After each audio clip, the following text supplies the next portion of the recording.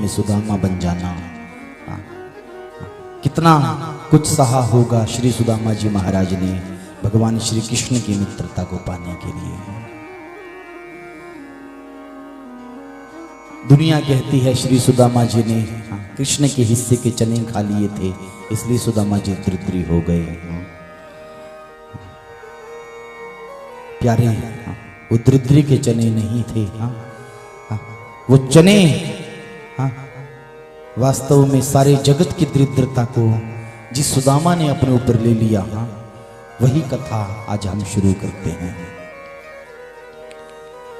एक जंगल में बुढ़िया मैया रहा करती थी, छोटी सी कुटिया में। मैया भक्ति में सदा लगी रहती थी, सदा भक्ति धर्म को करती थी।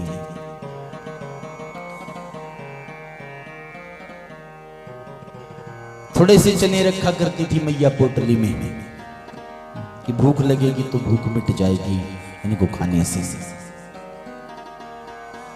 रात का समय हो गया था, लालटेन नहीं हुआ करती थी, अंधेरा हो जाता था। एक चोर गलती से बुढ़िया मैया की कुटिया में घुस आया। कोई रत्नाभूषण तो नहीं मिले, वो पोटली मिल गई जिसमें चने बंधे थे। उस पोटली को ही उठा के वो दौड़ पड़ा। आट हुई उसके दौड़ने की, बुढ़िया मैया के कानों में पड़ी। मैया पीछे पीछे दौड़ी, अरे पकड़ो कोई पकड़ो, वो मेरे चने ले गया, वो मेरे चने ले गया। मेरे पास खाने को और कुछ नहीं था, बस वो थोड़े से चने ही थे, आज वो भी वो ले गया। लोग पीछे पीछे दौड़े, अरे कोई दौड़ो बचाओ लाओ, कि न जाने क्या ले गया वो। शायद लोगों ने सोचा कुछ हो मैया के पास, तो पीछे पीछे दौड़े। वो चोर भागता भागता डर के मारे कहते हैं चनों की पोटली को संदीपनी ऋषि के आश्रम में छुपा के वहीं पे रख के भाग जाता है।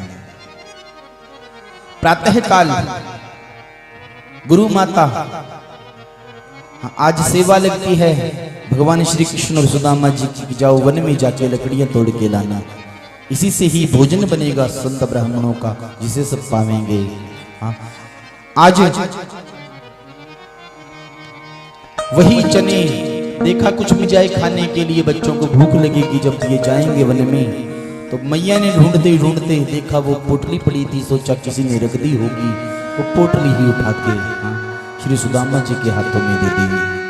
यही सुदामा जी, हे पुत्र सुदामा, भूख लगी तो इन्हें खा लेना। वो पोटली जब लेके वो चोर दौड़ा था, उस बुढ़िया मैया के मुख से बस एक बात निकल गई थी कि मेरे पास खाने को और कुछ नहीं था, बस वो चने की पोटली थी।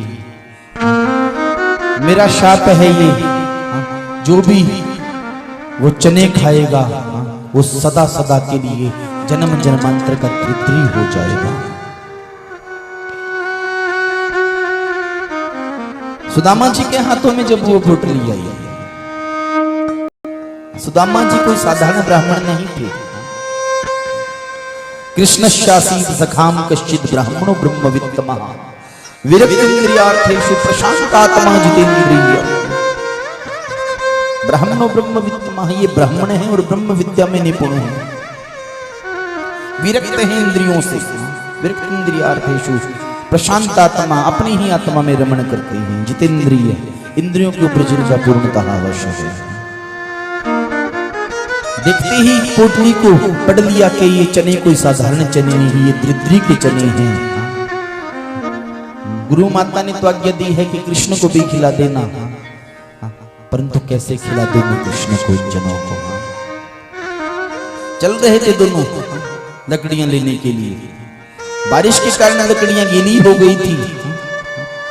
कृष्ण सुदामा जी को कहते हैं कि मैं पेड़ के ऊपर चढ़ता हूं लकड़ियां तोड़ने के लिए, ऊपर शायद सूखी मिल जाए।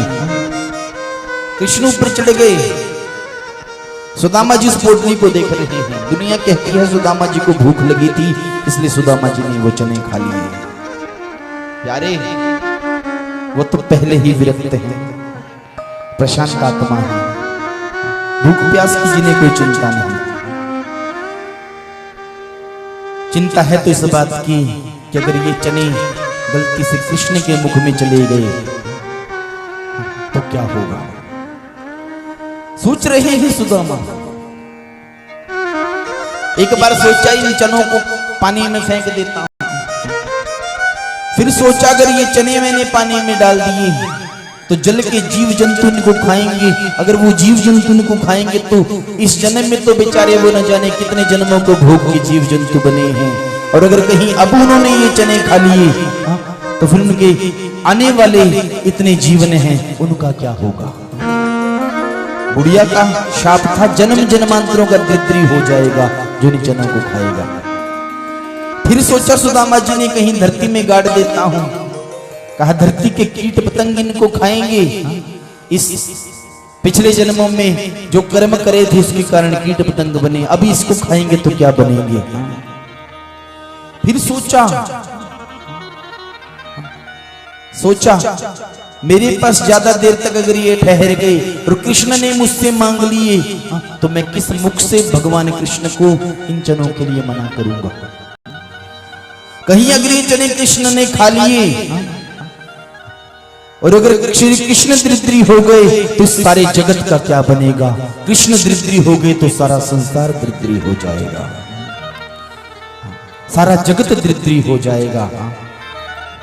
आज मानो एक ब्राह्मण ही सारे संसार का इतना कल्याण सोच सकता है।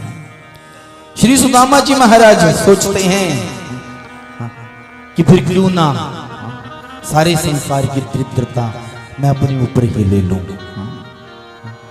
अपने ऊपर ही ले लूं। मैं दरिद्री हो जाऊं तो कोई फर्क नहीं पड़ेगा, मेरा भगवान दरिद्री नहीं होना चाहिए, मेरा भगवान दरिद्री नहीं होना चाहिए। आज यूं कह के श्री सुदामा जी महाराज